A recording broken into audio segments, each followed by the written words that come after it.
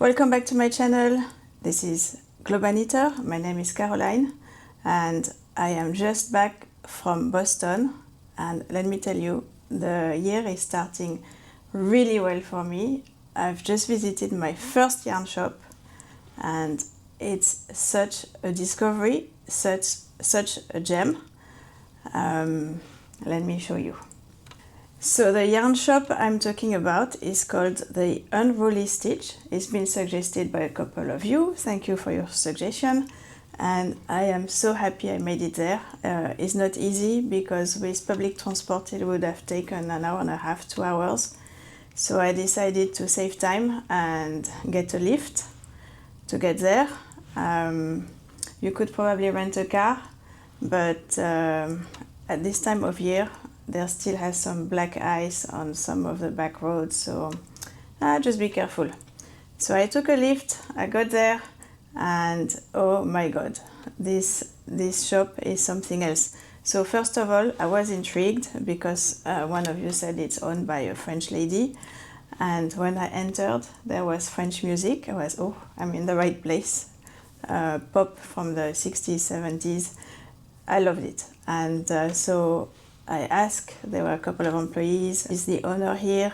I heard she's French, and they said, oh, I don't know. And the owner is called Anu, and she's not French. She's from Belgium. But, you know, we're neighbors, same. I don't know, maybe you don't agree, but for me, same. I have many friends in Belgium. And, you know, the French and the Belgians is like the French and the British. There's always a little bit of rivalry. That's why I'm saying this. But I have a good connection with the UK and I have great connections with Belgium as well. So not an issue for me. So yes, her name is Anu and she's had the shop for 3 years. There was no yarn shop there. It was her dream to own a yarn shop. And so 3 years ago when the shop was vacant, she decided to inquire and she rented it. And it started as just one shop. So as the business grew, she decided to expand. She started renting the shop next door. She made a hole in the wall to make one big store. And the result is amazing. There's a big table on the first shop where she has a lot of items on display, but I think maybe she has, I don't know, maybe if she has knitting classes, they knit there. And on the second part of the store, there's a lounge, so it's very cozy. If you want to knit, she was knitting there. And the store was always busy. There was a grandmother who spoke French to her grandson. Her son was buying supplies. Super nice. She stocks all sorts of yarn. There's Noro, there's Dream in Color, there's Madelinetosh, many other. I mean, I'm sure you will find something you like. But the biggest discovery for me was that she dyes her own yarn in her kitchen, to the despair of her husband. And you know, she dyes a lot of yarn actually. She has a lot of different type of yarn, and this is what I've discovered. This yarn, she had a sample of a sweater that she made with this yarn. This yarn is phosphorescent, not glow in the dark, phosphorescent. So if you flash the light on the speckles, it shines. It reflects the light. So I bought 3 of those. Should be enough to make the very V-neck sweater, I think it's called. And well, she told me 2 of these to make 1 sweater, but just to be sure, I bought 3. And I am so excited. You have no idea what a discovery it is for me. So I've already made a gauge swatch. It's drying right now. And as soon as I can, I will start it. So let me show you some pictures and videos of her local yarn store.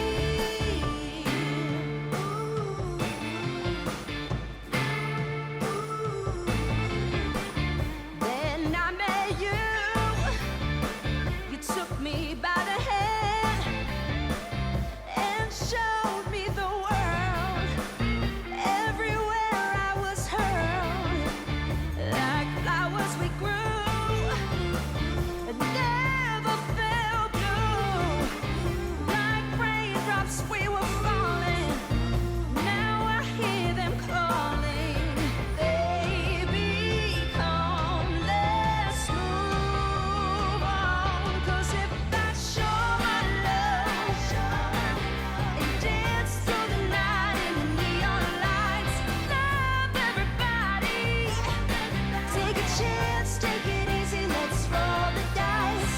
Show my love, and dance through the night in the neon lights. Love everybody, my mind is set free, and I'll be me. I'll be me.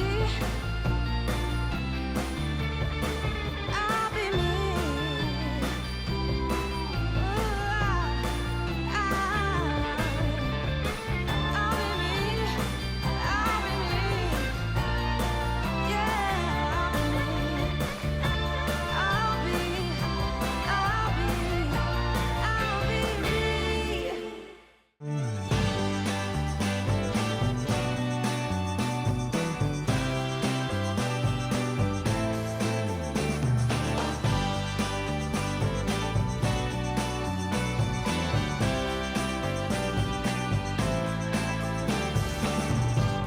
I weren't exactly surprised when you said that you were leaving. Felt some abstract relief instead, now that we were even. If you're going, then hurry along. Don't drag your silly feet. Close the door behind you. Don't worry, I won't try to find you, but don't come crying to me when your whole world comes crumbling to your feet. So I hope you enjoy watching the pictures and videos I took as much as I enjoyed being there. I'm sure you want to know what I bought. Of course, I showed you I bought the phosphorescent yarn, and it's she calls it Flash Dance Fluff. It's called, the color is my favorite sky, and it's merino, alpaca, and Donegal neon. And I found she was, as I was there, she was just finishing a dress. I forgot the name of the dress, but I will put it in the description. And you need some of this Cosmo yarn from Lana Grossa, and one of my friends knitted it as well for Christmas. Hers is for Valentine's Day, which I love, and I thought, no, I want to knit it too now. So I bought this because I don't find this yarn, Lana Grossa Cosmo, in every store, so I thought I would buy this. I also found the knitting pattern writing handbook. I think when you read knitting pattern writing books, you can more easily change the design to suit you better of what you're knitting, of the patterns you're knitting. So that's why I'm interested in, just to gain more confidence, is in changing a little bit the patterns. And what I really liked as well is that all the yarn you buy, she gives you this fabric bag, and I think it's such a good idea. I love it. And you can keep it as a souvenir, of course, and it's great to put your yarn in. So that's what I bought. I'm really excited about my purchase. The other thing is what I'm making. I'm still making my muscle bow hat. I'm still making my Sunday collar. Please watch the other videos from the last 2 weeks, because I've been dragging this around for me for more than 2 weeks. But I have started to make the sweater for my husband, See You Later, and I've run into an issue already. So my issue is that I don't have the right number of stitches, and I've counted several times. I started with the right amount, and by row 25 I'm missing 6 stitches according to the pattern. But if I follow the instructions, I think it's a problem with the pattern. So I've messaged the designer on Instagram. I hope she's going to reply. If not, I will email her, and let's see, because it's she gives 2 options for the collar. It's folded crow collar, which is the one I'm making for my husband because I think it looks more masculine anyway. It's a personal choice, maybe I'm wrong. And the other instructions she has is for the ribbed boat neck collar, which is the one I'm planning to make for me, but the stitches count and the top part is totally different. So I don't want to dig too much into it. So I decided to ask her because I want to make the sweater for my husband in size L. And I don't know if the stitches I have are for size L or for size M. I want to be sure. So that's my issue right now. I'm stuck at row 25 until she replies to me. And I've made the gauge swatch for the very V-neck sweater.